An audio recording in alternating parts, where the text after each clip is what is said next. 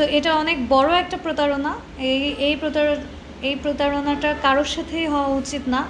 And যা হয়েছে এটা খুবই খারাপ হয়েছে। মৌসুমী আপুর মতো এত বড় একটা স্টারের সাথে যদি এটা হয়ে থাকে, তাহলে নতুন যারা আসে তাদের সাথে কী কী হতে পারে। আর সো স্ট্যাবলিশড মানুষের সাথে যদি এগুলো হয়ে থাকে, তাহলে আর এটা যদি কোনো অ্যাকশন না নেওয়া হয়, তাহলে we have to lose our hopes from the ইন্ডাস্ট্রিতে টিকে থাকাটা টাফ হয়ে যাবে। ইন্ডাস্ট্রির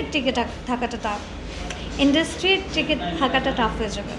আচ্ছা, আমি জাস্ট বলবো যে সবাইকে আর একটু কেয়ারফুল থাকা উচিত। যদিও এটা আসলে কারো দোষ দেওয়া যাবে না, বিকজ এটা আসলে যে হতে পারে এটা তো কেউই জানতো না। কারণ মৌসুমী আপু এত সিনিয়র একজন আর্টিস্ট, উনিও যদি এটা না জেনে তার সাথে এটা হয়ে থাকে, তাহলে আমি কাকে আর কেয়ারফুল হতে বলবো।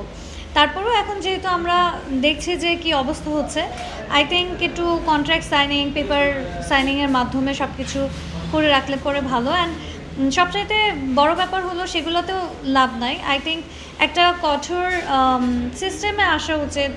একটা ভালো মানে আমাদের ফিল্ম ইন্ডাস্ট্রিতে যারা আছেন, যে অর্গানাইজেশনটা আছেন, তাদের তরফ থেকে একটা অ্যাকশন নেওয়া উচিত এটার এগেনস্টে।